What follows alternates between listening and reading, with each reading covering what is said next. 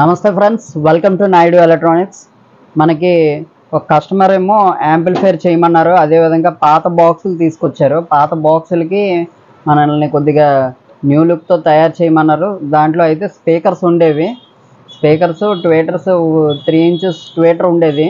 కాకపోతే అది చాలా సౌండ్ క్వాలిటీ అనేది బాగాలేదు, ఎందుకంటే పాడైపోయింది. కాయిల్స్ అయ్యి అరిగిపోవడం వలన బాగాలేదు. అదేవిధంగా క్యాసెట్ ప్లేయర్ ఉండేది అతనికి.